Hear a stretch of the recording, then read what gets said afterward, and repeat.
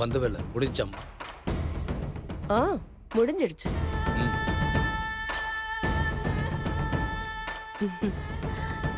இது கோவிலுக்கு. சரிம்மா. இந்தாங்க, இது உங்களுக்கு.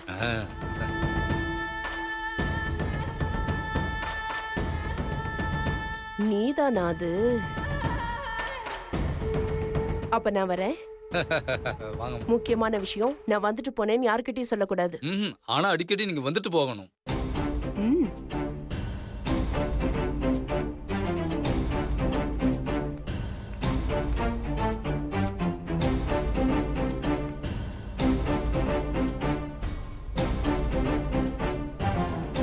யார கேக்கலாம்? இவதான் சரியான ஆளு.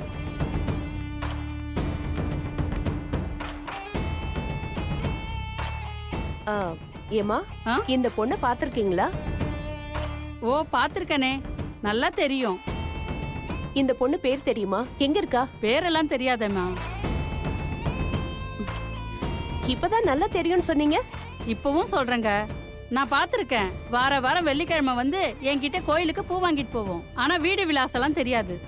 அப்ப நாளைக்கு வெள்ளிக்கிழமை தான். நாளைக்கு அந்த பொண்ணு வருமா? நிச்சயம் வருமா.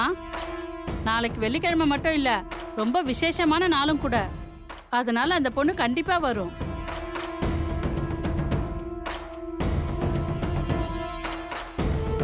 நீ வரணும்டி. அப்ப என் பிளான கெடுத்த, இப்ப என் வாழ்க்கையை கெடுக்க பாக்குறியா? நாளைக்கு இருக்கு உனக்கு.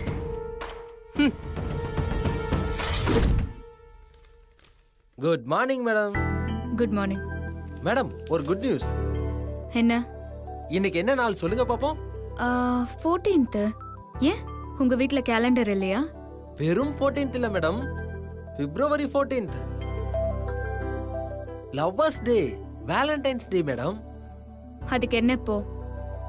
இல்ல மேடம், லவ்வர்ஸ்லாம் செலிப்ரேட் பண்ற டே, அதான் சொன்னேன். ஏன், நீ லவ் பண்றியா? ஆமா மேடம். நோ மேடம், இல்ல மேடம். எனக்கு இந்த லவ்வெல்லாம் சுத்தமா வராது மேடம். லவ் பண்ணா நம்ம எந்த உலகத்துல இருக்கோன்னே தெரியாது மேடம். அது ஒரு மாதிரி ஃபீலிங் மேடம். அது சொல்லுவாங்கல்ல, love is temporary romantic but permanent மென்டல்னு சொல்றாங்க madam. Good, I do think so. Love எல்லாம் வேலை வெட்டி இல்லாதவங்க பண்றது. It's a time waste project. Am I right? ஆமா மேடம், அப்சல்யூட்லி. ஆனா மேடம், எனக்கு லவ் மேரேஜ் தான்னு என் அஸ்ட்ராலஜி சொல்லுது. வீட்லயும் அப்படிதான் சொல்றாங்க. ஆனா அது எப்படின்னு தான் எனக்கு தெரியல மேடம். அப்படி என்ன லவ் பண்றவ எங்க இருக்காளோ, எப்படி இருக்காளோ தெரியல மேடம். என்ன கொஞ்சம் கூட ஃபீல் ஆக மாட்டேங்கிறா? நல்ல வேலை யாரையும் லவ் பண்ணாம இருக்காளே, அது போதும் நமக்கு. வேக்கன்சி இருக்கு. அப்புறம் மேடம், உங்க மேரேஜ் எப்போ மேடம்? ஏதாவது ஐடியா இருக்கா? எனக்கு ஆஸ்ட்ராலஜிலையும் சொல்லல, வேற யாரும் ஐ லவ் யூன்னு சொல்லல.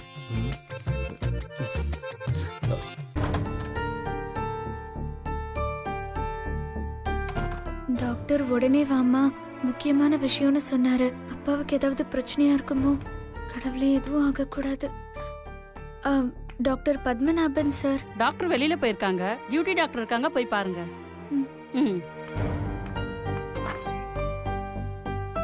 Doctor. Yes, come in. Doctor வர சொல்லிருந்தீங்க. ஆமாம்மா, உட்காருங்க. கந்தசாமியோட பொண்ணு தானே நீங்க? ஆமா சார். உங்க அப்பாவை பத்தின சில விஷயங்களை டாக்டர் பத்மநாபன் உங்ககிட்ட சொல்ல சொன்னாரு. சொல்லுங்க சார். அப்பாவுக்கு இப்ப எப்படிமா இருக்கு?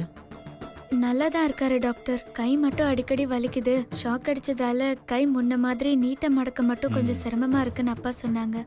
அதுக்கு பிசியோதெரபி ட்ரீட்மெண்ட் எடுத்தா சரியாயிடுமா? பட் நான் சொல்ல போறது மட்டும், doctor, high voltage current pass ஆனதுனால உங்க அப்பாவுக்கு நரம்பு மண்டலம் டோட்டலா பாதிச்சிருச்சுமா. அதனால இப்போ ஒன்றும் பிரச்சனை இருக்காதுமா. பட் ஃபியூச்சர்ல இது வேற மாதிரி ரிஃப்ளெக்ட் பண்ணி பாரடைஸ் அட்டாக் ஆகிறதுக்கு நிறைய சான்சஸ் இருக்கு. என்ன டாக்டர் இப்படி சொல்றீங்க? அப்போ இதை சரி பண்ணவே முடியாதா? முடியுமா? ஆனா நிறைய செலவாகும். பெரிய மேஜர் ஆபரேஷன் இருக்கு. இப்ப நீங்க இருக்கிற நிலைமைக்கு அவ்வளவு பணத்துக்கு எங்கம்மா போவீங்க? இது தெரிஞ்சுதான் உங்க அக்காவுக்கு நான் கால் பண்ணேன். அவங்க எடுக்கல. அதனாலதான் உங்களுக்கு கால் பண்ணேன். நான் சொல்றத ஃபாலோ பண்ணாவே பாரடைஸ் அட்டாக்ல இருந்து உங்க அப்பாவை கொஞ்ச காலத்துக்கு தள்ளி போடலாம். உங்க அப்பாவை மேக்ஸிமம் வீட்டோட வச்சுக்கிட்டீங்கன்னா ஃபுல் சேஃப்னு சொல்றேம்மா. பிகாஸ் அவருக்கு நர்வஸ் ரொம்ப வீக்கா இருக்கு. அவர் பழையபடி வேலைக்கு போறது அவர் உயிருக்கே ஆபத்தாயிடுமா.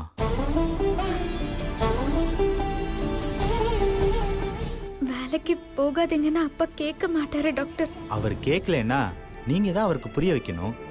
நோய் இருக்கிற வரைக்கும் தான் பேஷண்ட்டுக்கு டாக்டர் அட்வைஸ்லாம். நோய் முத்திருச்சுன்னா பேஷண்ட் உடம்புக்கு அந்த பேஷண்டே தான் அட்வைசர். சரி, உங்க அப்பா ரிட்டையர்மெண்ட்டுக்கு இன்னும் எத்தனை வருஷமா இருக்கு? இன்னும் 5 வருஷம் இருக்கு டாக்டர். ஆஃப்டர் ஆல் 5 இயர்ஸ் தானே. வாலண்டரி ரிட்டையர்மெண்ட் வாங்கிட்டு ஃப்ரீயா இருக்கலாமே. எதுக்கு அவர் கஷ்டப்படணும்? நான் எதுக்கு சொல்றேன்னா, அவர் பழையபடி கரண்ட் கம்பி அது இதுன்னு ஏறுறப்போ திடீர்னு நர்வஸ் வீக்னால பிரெயின் எஃபெக்ட் ஆயிடும். யோசிச்சு பாருங்கம்மா. அவ்வளோ ஹைட்ல இருந்து உங்க அப்பா கீழே விழுந்தாருன்னா கண்டிப்பா மண்டையில அடிபடாம இருக்காதுமா. அவருக்கு அடிபட்டதுக்கு அப்புறம் உங்க அப்பாவை எந்த ட்ரீட்மெண்டாலையும் காப்பாற்ற முடியாதுமா. ஒன்னு ட்ரீட்மெண்ட் இல்ல நான் சொல்ற அட்வைஸ். உங்களுக்கு எது பெட்டர்னு தோணுதோ அதை நீங்க ஃபாலோ பண்ணிக்கோங்கம்மா. டாக்டர், கூடிய சீக்கிரம் இந்த ட்ரீட்மெண்ட்டுக்கு என்ன பணம் தேவையோ அதை நான் ரெடி பண்ணிடுறேன். அது வரைக்கும் அப்பாவை வேலைக்கு போகாம பாத்துக்கிறது என்னோட பொறுப்பு. இப்ப சொல்லுங்க டாக்டர், எங்க அப்பாவுக்கு எதுவும் ஆயிடாதில்ல? எங்க அப்பா எங்களை விட்டு போயிட மாட்டாரல்ல?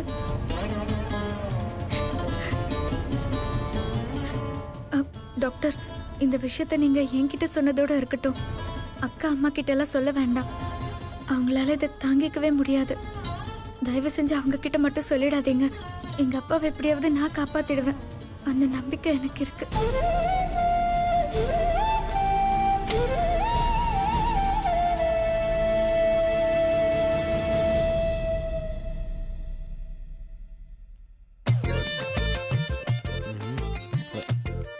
மேடம், ம், மேடம், என்ன? அப்படி யாராவது சொன்னா உங்களுக்கு ஓகேவா மேடம்? சொன்னா அவன் பல்ல உடைப்ப. போய் பொழப்ப பாரு. சுத்தம். நல்ல வேலை நம்ம சொல்லியிருந்தோம். பல் டாக்டருக்கு தான் லாபம். கொஞ்சம் அடக்கி வாசிப்போம். ஆமா, உனக்கு வேற வேலையே இல்லையா? தேவையில்லாததை பேசி டைம் வேஸ்ட் பண்ணிட்டு இருக்க. சரி, அந்த ரேக்ல இருக்க ஃபைல் எடு. கொஞ்சம் நோட்ஸ் எடுக்கணும். ஃபைலு? ஆ.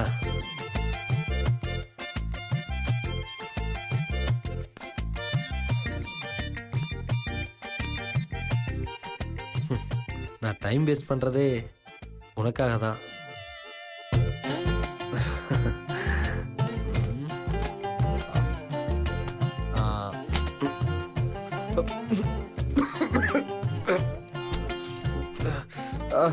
ஏய், என்னாச்சு? கண்ணுல தூசி விழுந்துருச்சு மேடம். அச்சச்சோ, ஃபைல பார்த்து எடுத்திருக்கலாம்ல. சரி, கையெடு. கண்ணை கசக்காத.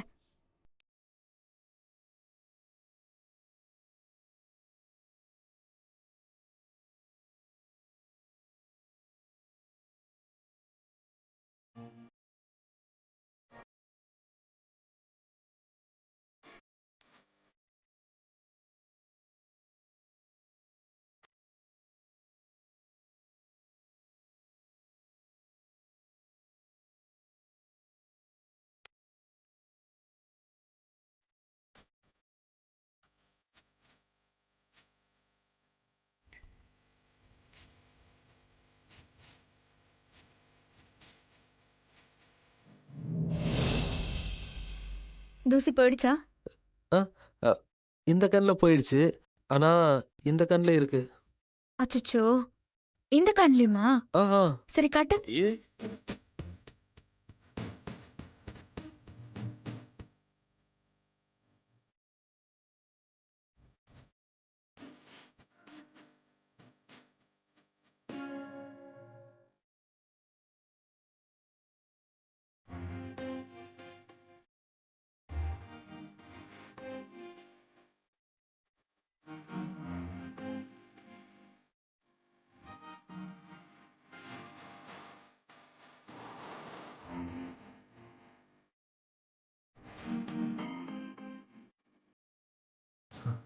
தூசி போயிடுச்சா? என்ன? தூசி போயிடுச்சு. ஆ, ஆனா அ, காதல் வந்துடுச்சு.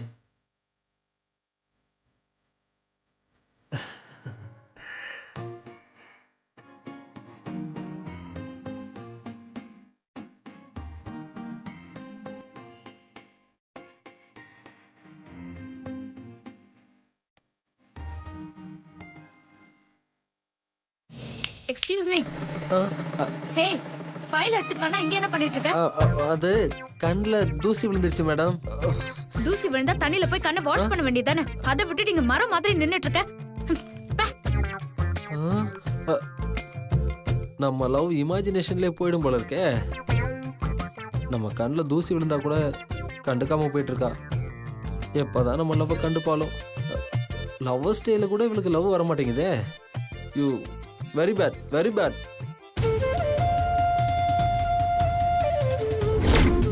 ஹை வோல்டேஜ் கரண்ட் பாஸ் ஆனதுனால உங்க அப்பாவுக்கு நரம்பு மண்டலம் டோட்டலா பாதிச்சிருச்சு.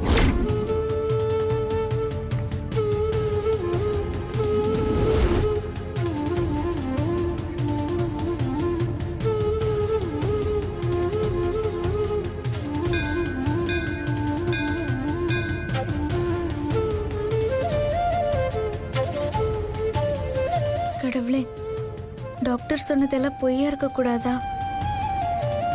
இப்ப இருக்கிற நிலைமைய எங்க வீட்ல சொல்ல முடியாதுன்னு தான் நான் உன்கிட்ட வந்து சொல்றேன். நீ எல்லாத்தையும் பார்த்துட்டு தானே இருக்க. அப்பா இருக்கிற நிலைமைக்கு இப்போதைக்கு எனக்கு எதுக்கு கல்யாணம்? நான் கல்யாணம் பண்ணிட்டு போயிட்டா அப்பாவை யாரு பார்த்துப்பா? அக்காவுக்கு ஏதாவது கேஸ் கிடைச்சா பரவாயில்ல. கேஸ் கிடைக்கலன்னா அப்பாவை அட்மிட் பண்றதுக்கு கூட காசு இருக்காது. நான் இருந்தாலாவது ராத்திரி பகல்னு தைச்சு எப்படியாவது அப்பாவை காப்பாத்திடுவேன். அக்கா அதால புரிஞ்சுக்கவே முடியாது. கேஸு கோர்ட்டுன்னு பிஸியா இருக்கும். நான் வீட்ல இருந்து எப்படியாவது சமாளிச்சிடுவேன். நான் கல்யாணம் பண்ணிட்டு போனதுக்கு அப்புறம் இங்க என்ன நடக்குதுன்னு எனக்கு எப்படி தெரியும்? கல்யாணத்தை நிறுத்தி எப்படியாவது என்ன வீட்டோடவே இருக்க விடு.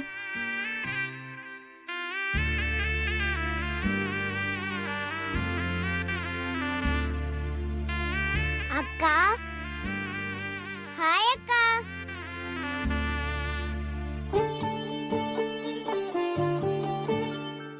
வாங்க வாங்க வாங்க.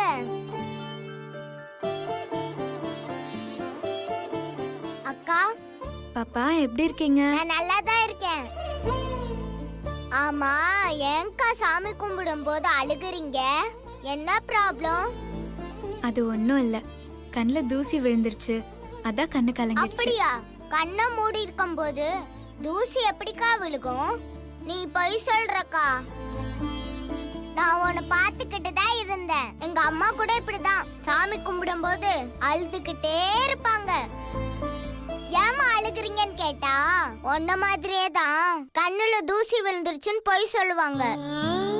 ஆனா எனக்கு தெரிஞ்சிரும்க்கா அம்மா உண்மையாதான் அழுகுறாங்கன்னு. அப்படியா? அம்மா எதுக்கு அழுதாங்க? அப்பா அடிக்கடி சண்டை போடுவாங்களா? அப்பா எதுவும் சண்டையெல்லாம் போட மாட்டாங்க. அப்பா ரொம்ப நல்லவரே. அப்புறம் ஏன் அம்மா அழணும்? எங்க அம்மாக்கு அவங்க அப்பா மேல ஏகப்பட்ட பாசம். அவங்க அப்பாக்கு ஏதா பிரச்சனைன்னு யாராவது சொல்லிட்டா போதும், வீட்ல அவங்க அப்பாவை நினைச்சு எப்பவும் அழுதுகிட்டே இருப்பாங்க. எங்க அப்பா நான் தான் உன்னை நல்லா பாத்துக்கிறேனே, எதுக்கு அழுவுறேன்னு கேட்டா நீங்க இப்பதான் பாத்துக்கிறீங்க. எங்க அப்பா சின்ன வயசுல இருந்து என்னை எப்படியெல்லாம் செல்லமா வளர்த்தாரு. 1000 தான் இருந்தாலும் எங்க அப்பா மாதிரி வருமான்னு சொல்லுவாங்க. எங்க அப்பாவுக்கு உடம்பு சரியில்லைன்னா உடனே போய் பார்க்க முடியுதா? ஒரு அவசரத்துக்கு போக முடியுதா? எங்க அப்பாக்கு ஏதாவது ஒண்ணுனா பக்கத்துல பிள்ளைங்க இல்லைன்னு அவர் மனசு கஷ்டப்படும்ல. இந்த கஷ்டம் உங்களுக்கும் வரும்னு நீங்களும் பொண்ணதானே பெற்றிருக்கீங்கன்னு எங்க அம்மா எங்க அப்பாவை பத்தி கேட்டா எங்க அப்பா பதிலே சொல்லாம அமைதியா போயிருவாரு. ஏங்கா நீயும் என் அம்மா மாதிரி உன் அப்பாவை நினைச்சு தானே அழுவுற. எங்க அம்மா சொன்ன மாதிரியே உனக்கும் கல்யாணம் ஆகி அப்பாவை விட்டுட்டு போக போறியாக்கா? எங்க அம்மா சொன்னதுல இருந்து என் மனசு ரொம்ப கஷ்டமா இருக்குக்கா. ஏங்கா, பொண்ணா பிறந்தா அப்பா அம்மாவை விட்டுட்டு எதுக்குக்கா போகணும்? நாம ஏன் அப்பா அம்மா கூட இருக்க கூடாது? அதாம்மா, கடவுள் பொண்ணா பிறந்தவங்களுக்கு கொடுத்த சாபம். சாபமாவது மண்ணாவது நான் எங்க அப்பா வீட்டுலாம் போக மாட்டேன். எனக்கு கல்யாணமும் வேணாம், ஒண்ணும் வேணாம். எனக்கு எங்க அப்பா தான் வேணும். அக்கா, நீ கூட என்ன மாதிரியே கல்யாணம் வேணான்னு உங்க அப்பா கிட்ட சொல்லிருக்கா. எந்த அப்பாவுக்கும் தம் பொண்ணை அனுப்பணும்னு ஆசை இருக்காது. அதே மாதிரி எந்த பொண்ணுக்கும் தான் அப்பாவை விட்டு போகணுங்கிற எண்ணம் இருக்காது. ஆனா அவங்க அனுப்புறதும் அவசியம், நம்ம போகணுங்கிறதும் அவசியம். பொண்ணா நம்மளெல்லாம் படிச்ச அந்த கடவுள் பூமியில இல்ல போல. இருந்திருந்தா அந்த வழி தெரிஞ்சிருக்கோம்ல. அந்த கடவுள் ஏன் இந்த பொண்ணுங்களை அழகா படைச்சு லேசான மனசு கொடுத்து புகுந்த வீட்டை பாரமாக்கி பிறந்த வீட்லயே வாழ விடாம அழ வைக்கிறானோ தெரியல. அக்கா, நான் மட்டும் கடவுளா இருந்தா பொம்பளை பிள்ளைங்க எல்லாம் அவங்க அப்பா அம்மா கூட வீட்ல இருக்கட்டும். கல்யாணம் ஆனா ஆம்பளை பசங்க தான் பிறந்த வீட்டை விட்டுட்டு பொண்ணு வீட்டுக்கு வரணும்னு விதியவே மாத்தி வச்சிருவேன்க்கா. நீ தனியா வந்திருக்க, உன்னை கூட்டிட்டு போய் உன் வீட்டுல விட்டுட்டு நான் என் வீட்டுக்கு போறேன். வா போலாம். உங்க அப்பானா உனக்கு ரொம்ப பிடிக்குமாக்கா? ம்.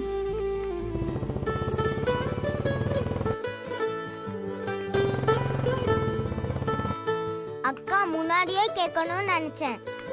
அக்கா, எப்பவும் நீ பாவாடை தாவணியில தானே வருவ. இன்னைக்கு என்னக்கா புதுசா சுடிதார்ல வந்திருக்க? இந்த சுடிதார் எங்க அக்காவுக்காக தைச்சது. எங்க அக்காவுக்கு இந்த டிசைன் பிடிக்கலன்னு சொல்லி வேண்டான்னு சொல்லிட்டா. வேஸ்டா போக கூடாதுன்னு நான் போட்டிருக்கேன். உனக்கு பாவாடை தாவணியோட சுடிதார் தாங்க சூப்பரா இருக்கு. இனிமேல் நீ சுடிதாரே போட்டு வாக்கா. ம்.